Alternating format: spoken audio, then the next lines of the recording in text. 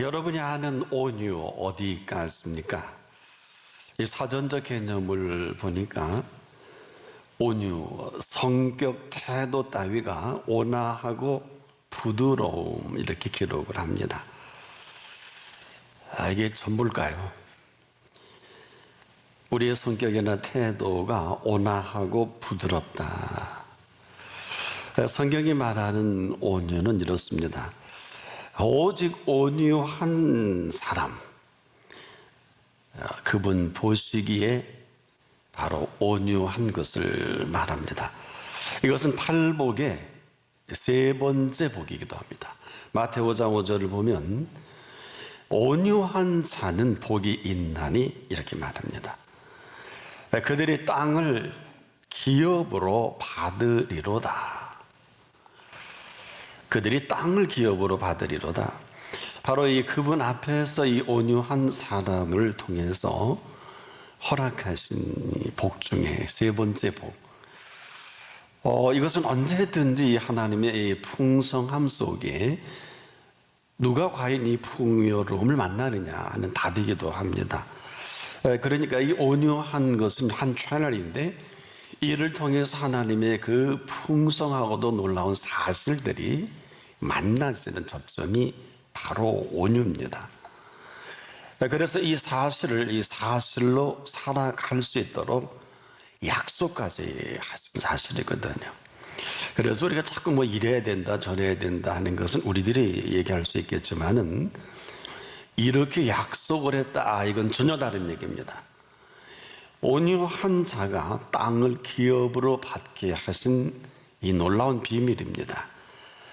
그것을 팔복의 세 번째 복으로 언급까지 선언하셨는데, 놀랍게도 시편 기자는 시편 37편 11절에 오직이라는 단어와 함께 온유한 자는 땅을 차지하며 풍부한 화평으로 즐기리로다.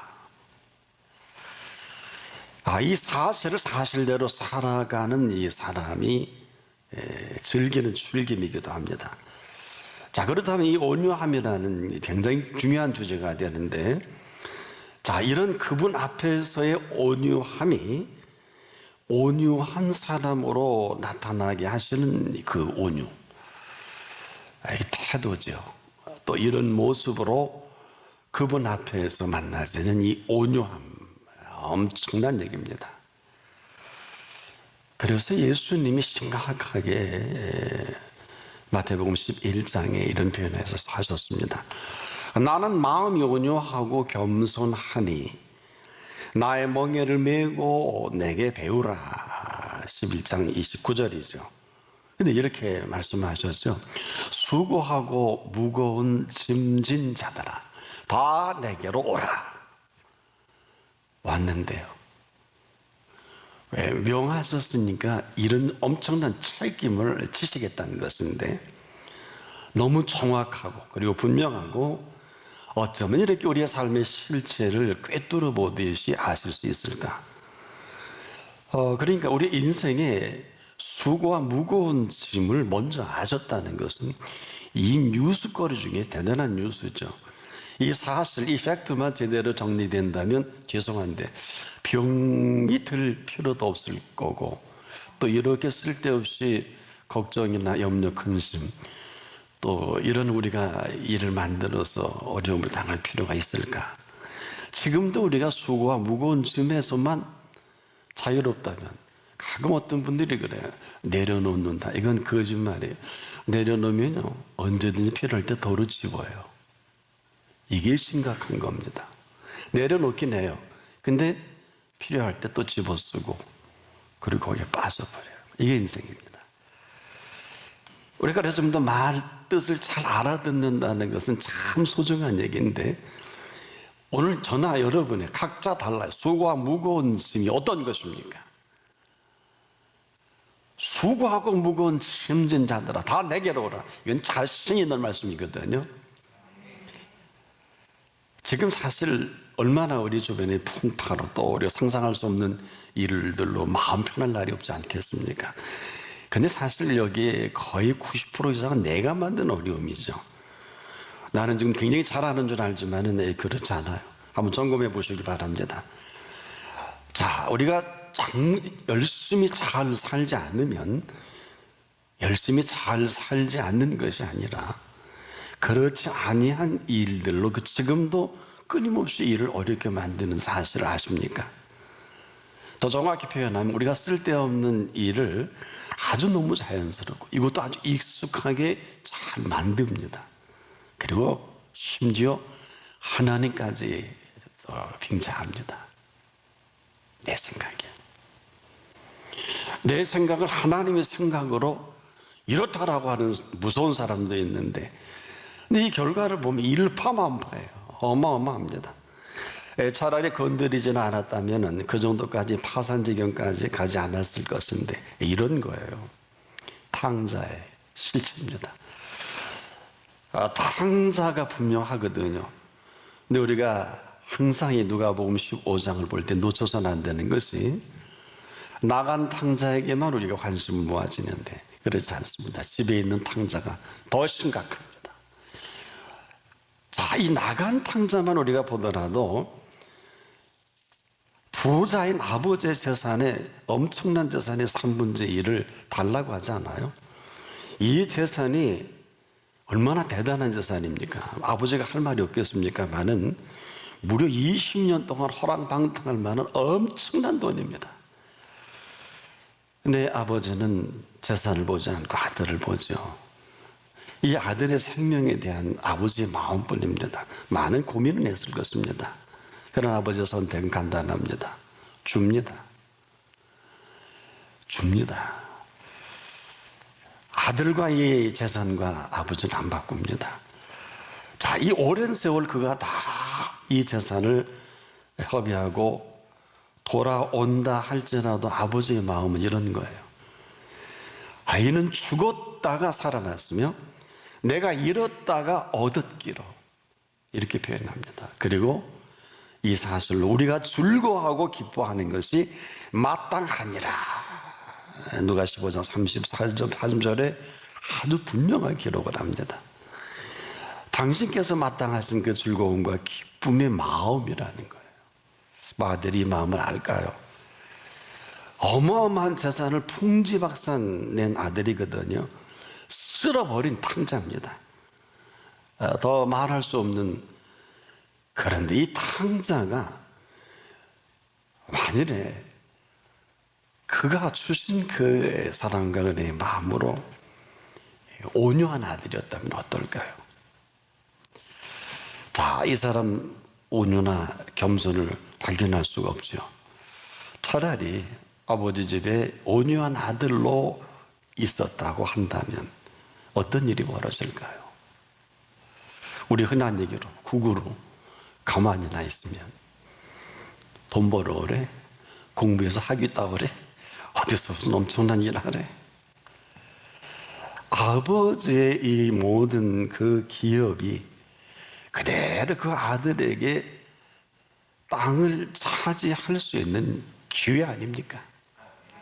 창기와 먹고 마셔버릴 것이 아니라 그 앞에서 아버지의 사랑이 여전하잖아요. 그 은혜는 말할 것도 없는데 이 온유한 아들로만 살아가게만 해도 그 땅은 그대로 그 아들에게 주어지는 기업입니다. 온유한 자는 복이 있나니 그들이 땅을 기업으로 받을 것이며, 이 땅을 기업으로 받을 땅인 이 땅입니다. 허랑방탕으로 쓸어버릴 것이 아닙니다. 사실 우리가 좀 이렇게 사는 걸 제대로 아는 분이 많지 못해요. 금보다 귀한 시간을 허랑방탕하게, 기회는 다시 오지 않는 것을 그저 시궁창이 내에 팽개치는 사람, 이런 류의 얘기를 하려 치면 끝도 없을 것 같아요. 한번 깊이 우리가 정리해 보십시다.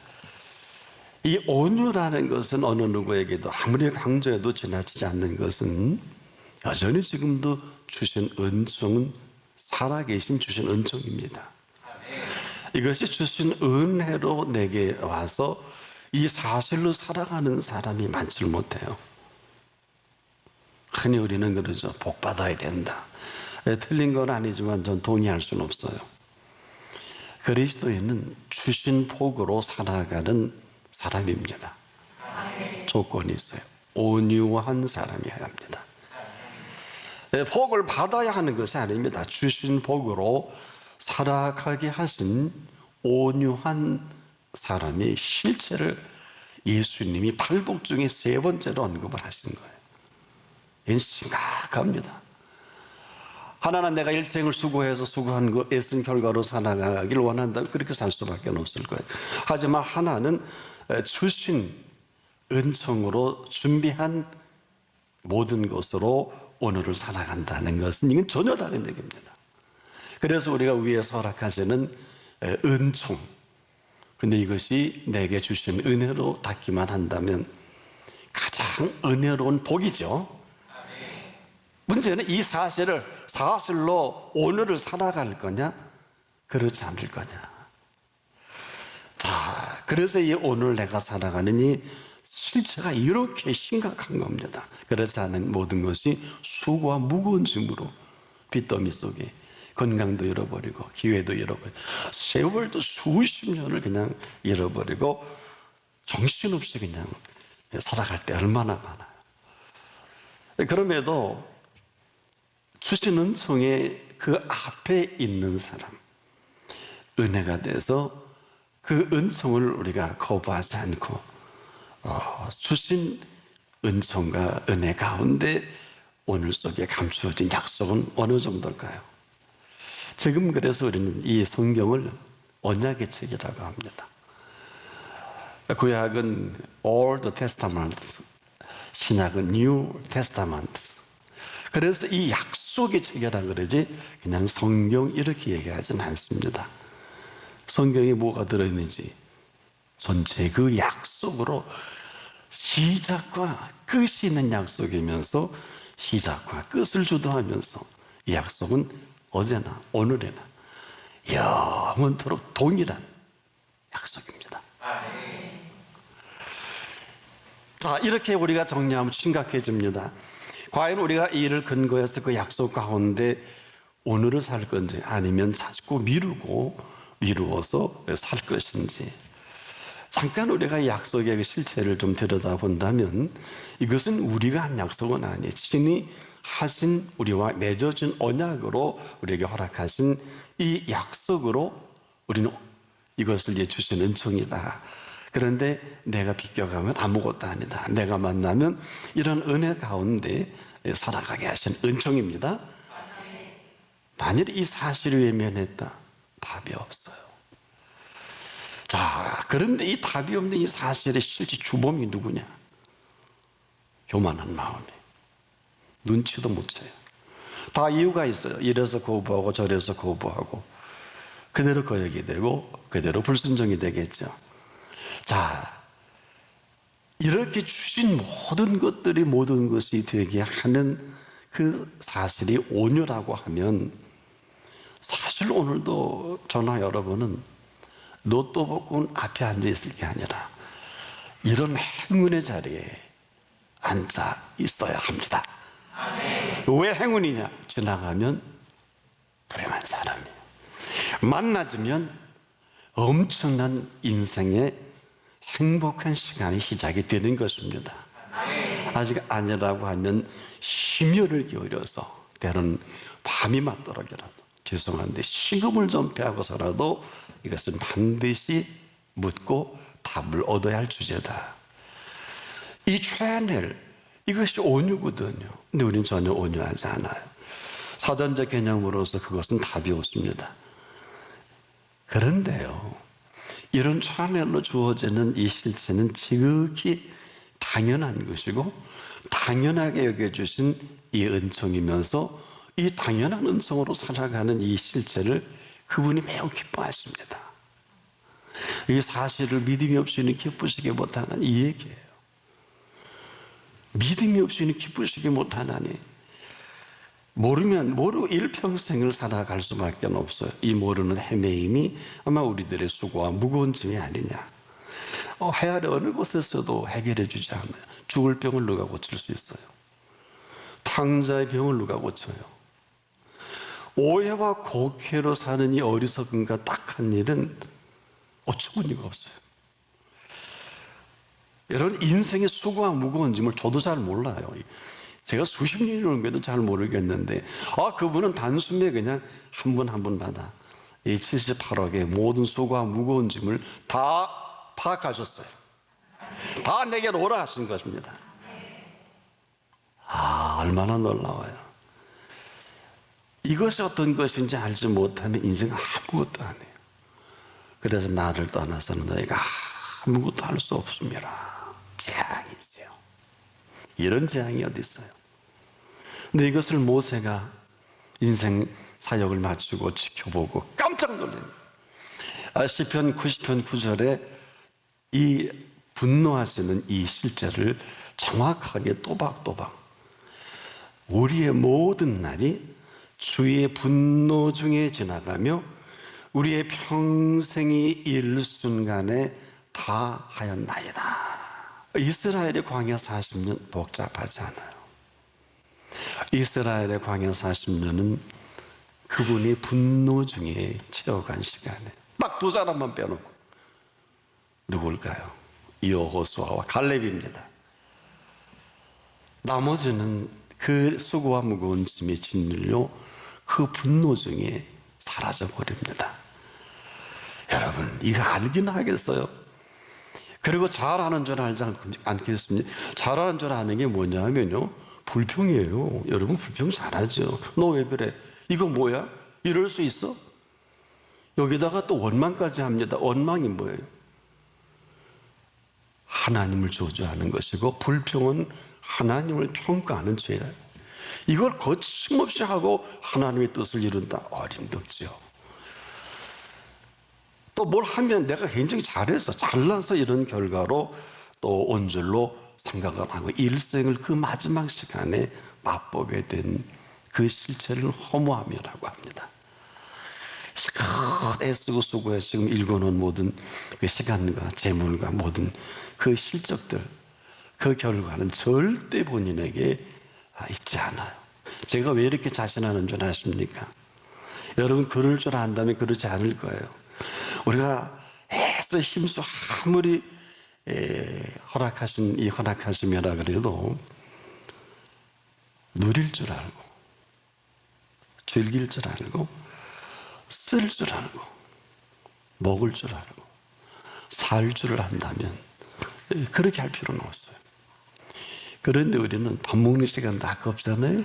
자는 시간도 아깝잖아요. 뭐 때문에? 기뻐할 줄도 모르는 인생에 우리는 지금 다 조금만 더 뭔지 모르겠어요. 뭐 집을 얼마나 더 많이 살는, 땅을 얼마나 더 하는지. 그럼 마지막에 원치 않은데 이런 말을 합니다. 슬피 이를 갈며 땅을 치고 그래 합니다. 일생을 여기에 매달려 일해야 하는 줄을 몰랐다고 하는 거예요. 너무 빨리 왔거든. 상상도 예고도 없이 그 시간이 온 마지막 한마디는 헛되고 헛되며 헛되고 헛되니 모든 것이 헛되도다. 아무런 보상도 없이 일생을 그렇게 사는 것 뭘까요? 재앙이 따라다닌 거예요. 아무리 귀한 것도요, 이 재앙이 따라다니면 힘들어요. 어렵다고 해요. 괴롭다고 해요. 근데 선한 봉은 어떨까요? 선한 봉으로 우리가 일생을 즐겁게 살아도 하나님이 천국에 내쫓질 않아요. 왜냐? 선한 봉은 의인에게 이르는 봉입니다. 근데 의인에게 이르는 이 선한 봉의 실체를 이렇게 성경은 얘기했어요. 정확하게. 죄인의 재물은 의인을 위하여 쌓이느니라. 죄인은 일생을 재물을 모아 열심히 쏟아붓는 그 재물로 의인을 위하여 쌓이게 하신 선한 봉이라는 것을 어디 사전에서 어디서 알 수 있을까요? 그래서 우리가 지금도 들을 귀가 있어야 합니다. 우리가 지금도 이 역설적인 진리로 사느냐, 아니면 내가 살던 익숙한 삶의 방법대로 살 거냐. 그런데 더 놀라운 것은 이 모든 선택을 지금도 내가 해요. 몰라요. 온유한 사람으로 살아갈 것인지 그렇지 않을 것인지 우리가 결정한단 말입니다. 이 시간에요. 자, 이래서 오늘 본문에 이런 감동으로 이 표현합니다. 오직 이런 표현합니다. 그냥 온유한 사람이 아니라 오직 온유한 사람은 땅을 차지하며 풍부한 화평으로 즐기리로다. 아멘. 인생에 이런 운명 교양곡이 어디 있어요? 이것은 선한 봉으로 살아가게 하신 의인의 실체입니다. 이건 제가 거부할 수도 없고 여러분이 거부할 그런 아무런 근거가 없어요. 이 사실을 인식이라도 하듯이 예수님이 2000년 전에 오셔서 이렇게 정리해 주신 거예요.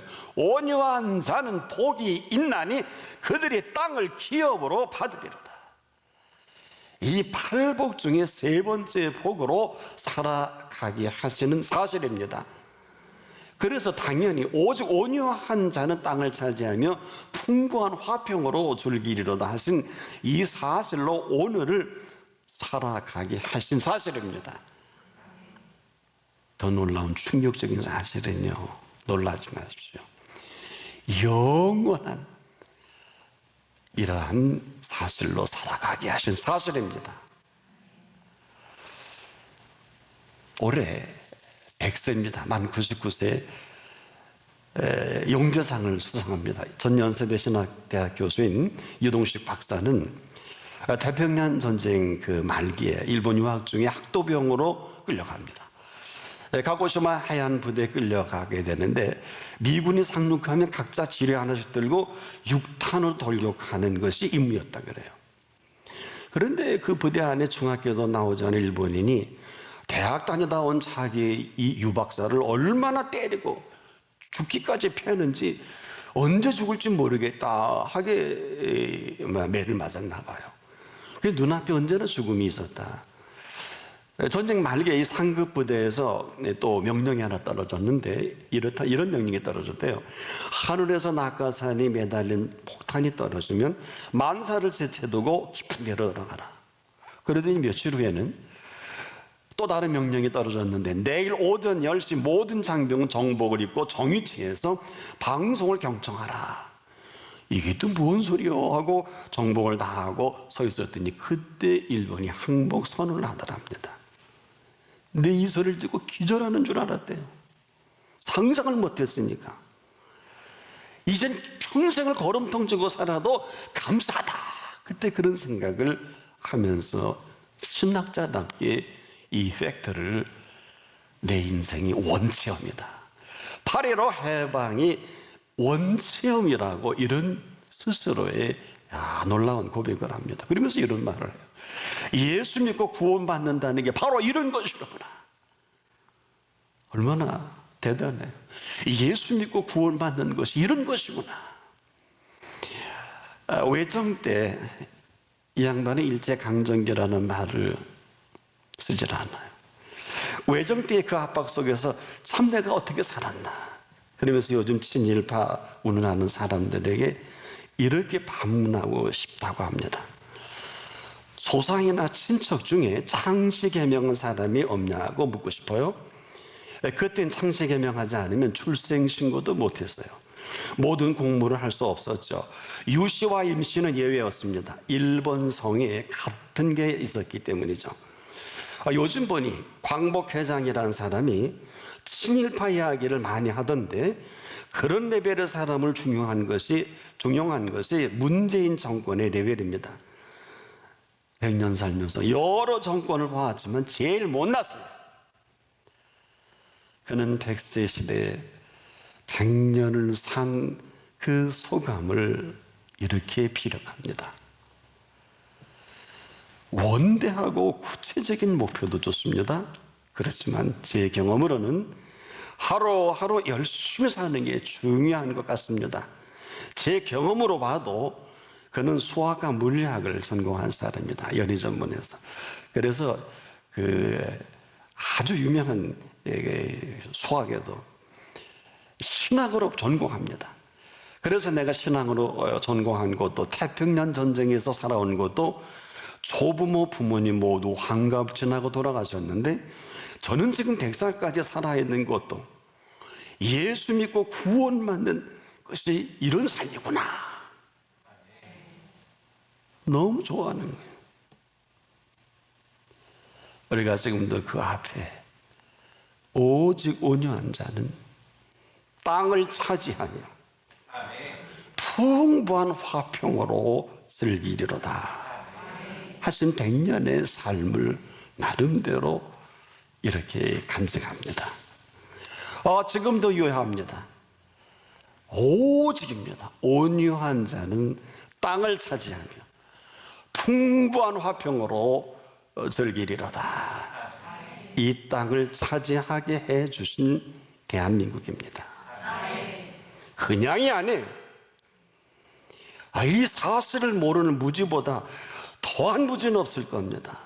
이 무지는 무지로 끝나지 않고 재앙이 재앙인 줄 모르고 살아가는, 재앙은 죄인을 따라가는 실체를 지금도 우리가 보기 너무 힘들지 않습니까? 기억하십시오. 재앙은 죄인을 따르고 선한 보응은 의인에게 이릅니다. 죄인의 재물은 지금도 의인을 위하여 쌓이느니라 하신 의인으로 살아가게 하시는 온유한 사람입니다. 온유한 사람. 오직 오늘 온유한 사람으로 인생을 시작하십시오. 100세 세대입니다.